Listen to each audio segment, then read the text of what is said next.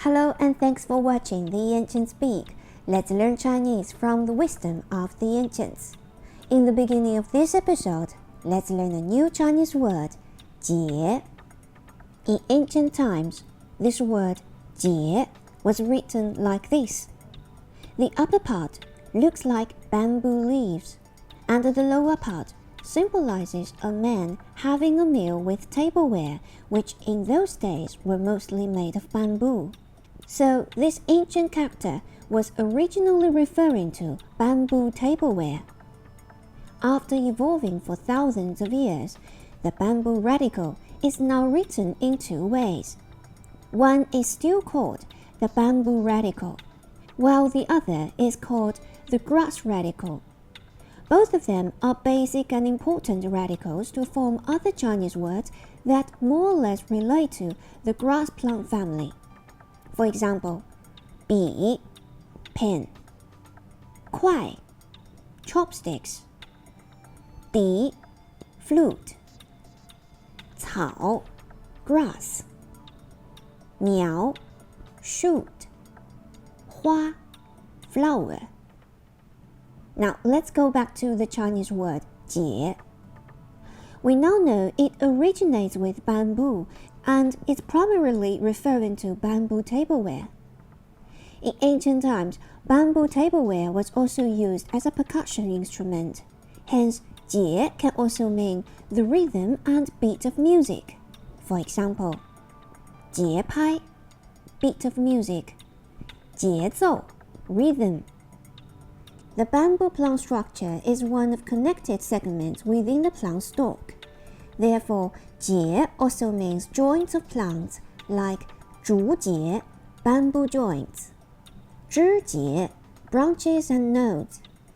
Since the bamboo joints also indicate tightening, the meaning of 节 extends to economize, self-restraint, and high integrity.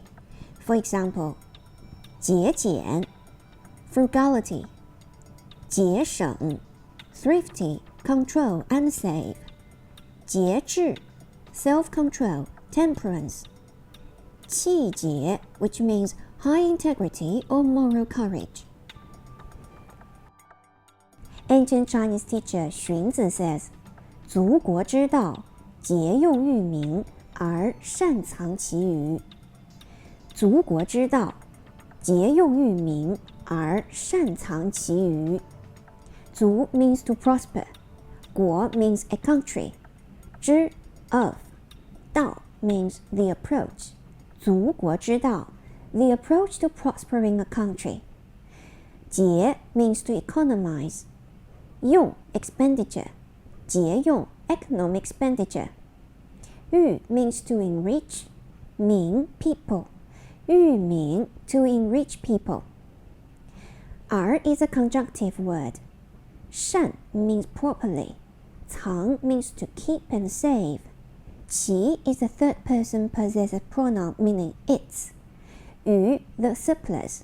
擅藏其余 to properly keep and save the surplus. Putting these together, teacher Xun Zi is saying that the approach to prospering a country lies in economic expenditure, where the people are enriched and have the proper amount of surplus. 足国之道，节用育民，而擅藏其余。Teacher Xun Zi continues to explain, 彼节用故多余，育民则民富，民富则田肥以溢，田肥以溢则出使百倍。Which means, if a country economizes spending and has less waste, more goods and materials can be spared, and there will be enough resources for its people. When people are encouraged and work joyfully in the field, their farmland soil will be enriched.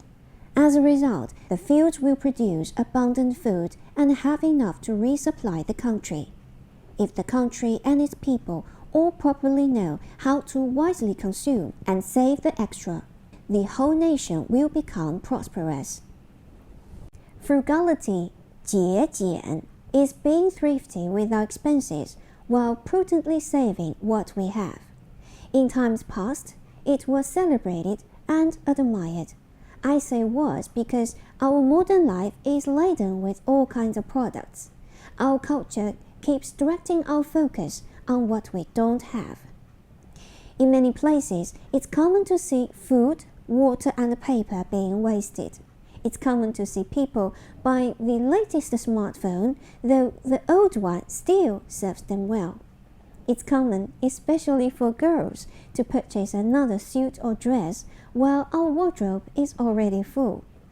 With the internet, it's easy to shop and then to buy with just one click. Credit cards enable us to consume before we earn. Yet many times, what we want and purchase is not necessarily what we need. One of the consequences of the unrestrained spending is that many times our life is laden with stuff, waste, and debts. Our life is far from being frugal. At the core of frugality, 节俭 is the practice of saving. This includes not buying things or using things in excess where they are not needed. It also includes recycling what could become future resources and carefully storing what we already have. In the book of Genesis of the Holy Bible, we have the historical account of Joseph, who was the Hebrew young man exalted and appointed by the Egyptian Pharaoh to manage over the land of Egypt. If Joseph had allowed the Egyptian people to consume as much food as they wanted, and had not required a systematic storing of the grain, the land of Egypt would have perished during the great famine which later came. Frugality can never be practiced without balancing it with generosity. Otherwise, frugality can lead to hoarding and stinginess. Also, wealth and money are neutral in themselves, so it depends on how we use it. A frugal person will focus resources on first taking care of the basic needs of life and then carefully deciding which wants should be provided for. A Chinese saying goes, 好钢用在刀刃上, which literally means good steel is used for the edge of a knife. In other words, we should use resources where they are most needed. This requires not only wise decision-making, but also self-control, 节制. Self-control, 节制, is the ability to control our emotions, behavior, and desires. This is what the most people in modern days struggle with, a lack of self-control. That's why people many times may say, we can't help eating this, or we can't help buying that. Self-control in our finances can translate into self-discipline in many other areas of life, which in turn help form habits that can determine a person's destiny. The Bible says, better to have self-control than to conquer a city. So, in many ways, the approach to prospering a country is similar to prospering one's own personal life. Now, let's review this Chinese saying we learned today. Ancient Chinese teacher Xunzi says, 足国之道，节用育民，而擅藏其余。足国之道，节用育民，而擅藏其余。足 to prosper. 国 means a country. 足国 to prosper a country. 之 of. 道 the approach.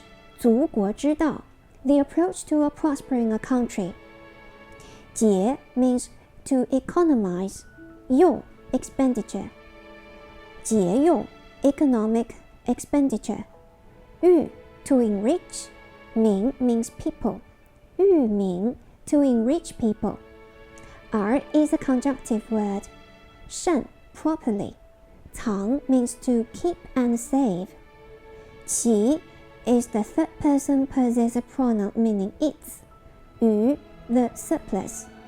Putting them together, Xunzi is saying that the approach to prospering a country lies in economic expenditure, where people are enriched and have the proper amount of the surplus.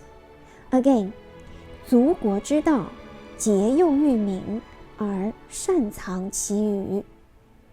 节。